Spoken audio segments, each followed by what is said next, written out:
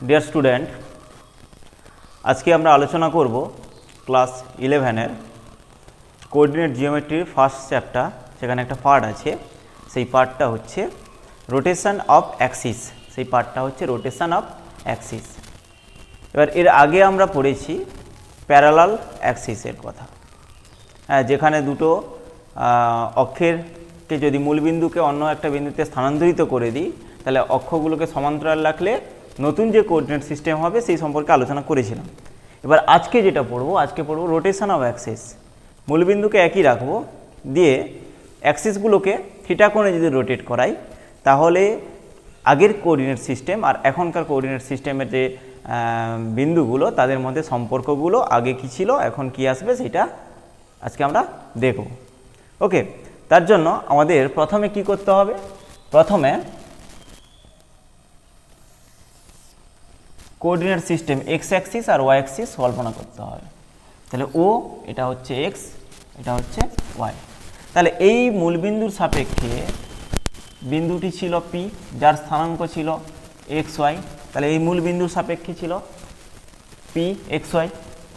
তাহলে এই বিন্দুতে আসতে হলে আমাকে এখান থেকে একটা লম্ব টানলাম আমি, পি এম। তাহলে ও এম হচ্ছে এক্স, তারপর এম পি হচ্ছে ওয়াই, তারপর এমপি হচ্ছে ওয়াই। ওকে, তাহলে এই বিন্দুতে আমাকে মূলবিন্দু সাপেক্ষে এখানে আসতে হবে।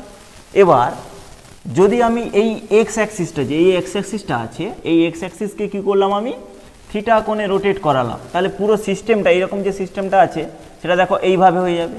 যদি আমি কোণে রোটেট করাই, তাহলে আমার নিউ কার্টেসিয়ান যে অ্যাক্সিস সিস্টেমটা এলো, সেই সিস্টেমটা আমি নাম দিলাম এক্স ড্যাশ। তাহলে এটাও থিটা কোণে যদি রোটেট করে, তাহলে আমার এদিকেরটাও কি হবে, থিটা কোণে রোটেট করবে।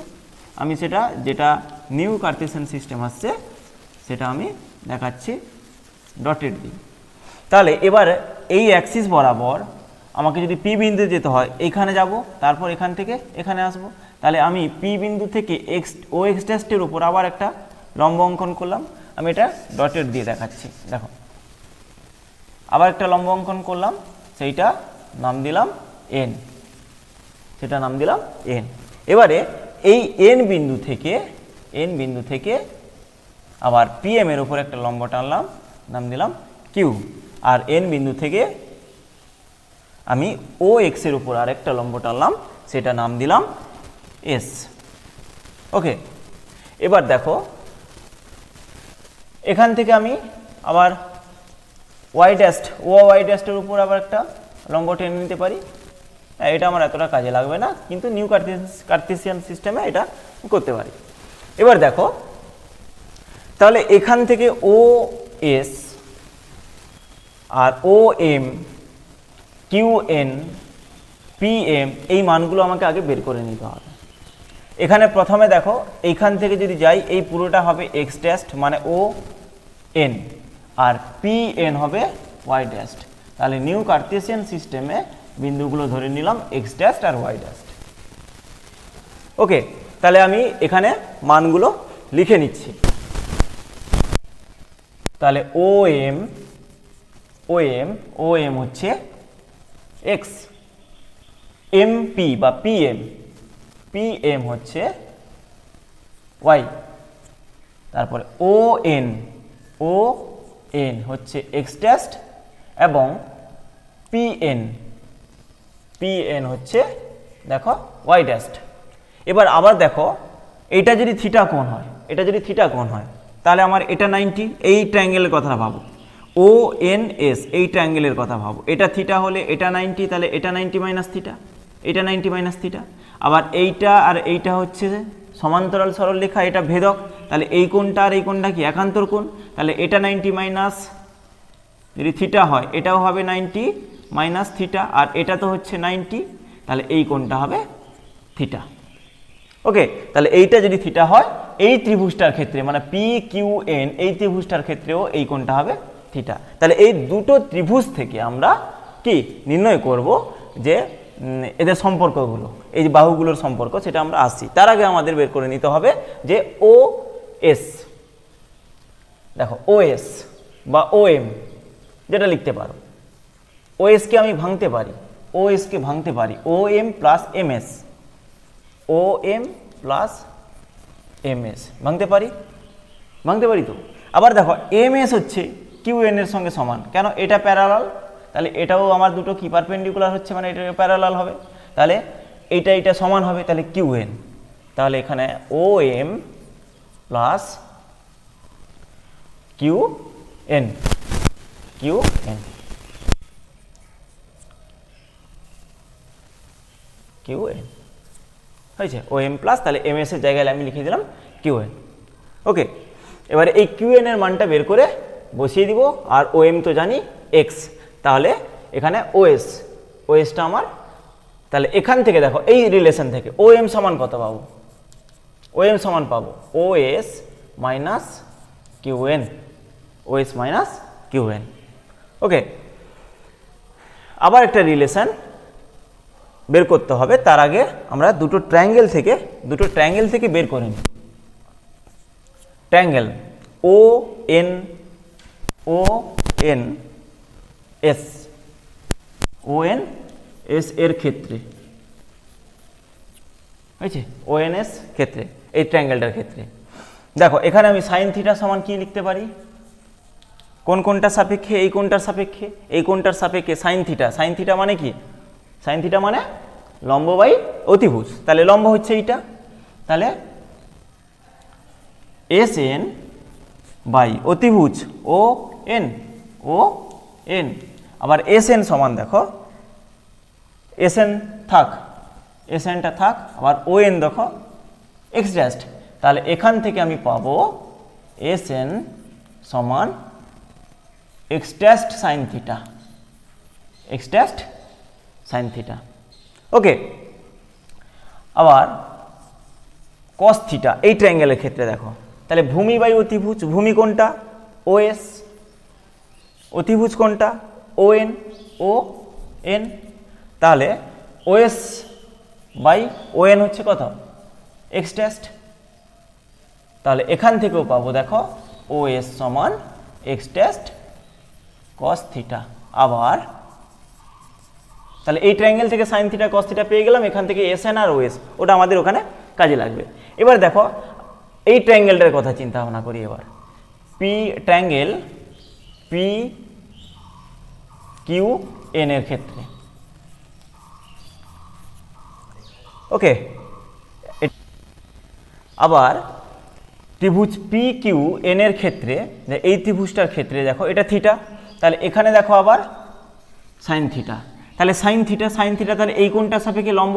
এইটা হচ্ছে ভূমি, এইটা, তাহলে ভূমি বাই অতিভুজ, তাহলে কিউ এন বাই অতিভুজ হচ্ছে পি এন, তাহলে কিউ এনটা কি জানার দরকার নেই, কিউ এনটা আমার লাগবে কাজে, আর পি এনটা হচ্ছে ওয়াই ড্যাস্ট, তাহলে দেখো এখান থেকে কিউ এন সমান এলো ওয়াই ড্যাস্ট সাইন থিটা। একই রকমভাবে কস থিটা বের করবো, তাহলে কি ভূমি বাই অতিভুজ, তাহলে ভূমি পি হচ্ছে ভূমি পি কিউ, ভূমি হচ্ছে পি কিউ বাই অতিভুজ কত? অতিভুজ পি এন সমান দেখো পি কিউ মানটা থাক, আমার কাজে লাগবে, আর পি এন এর মানটা হচ্ছে ওয়াই ড্যাস্ট, তাহলে এখানেও পাবো পি কিউ সমান y dash cos theta, P Q সমান ওয়াই ড্যাস্ট কস থিটা। এবারে এখানে আসি, দেখো ওএস হচ্ছে কত? আমার ওখানে বেরিয়েছিল এক্স ড্যাস্ট কস থিটা, তাহলে মান বসিয়ে দিই x dash cos theta minus Q N বের করেছি, কিউ এন দেখো ওয়াই ড্যাস্ট সাইন থিটা, তাহলে ওয়াই ড্যাস্ট সাইন থিটা, তাহলে এটা আবার ও এম সমান কত?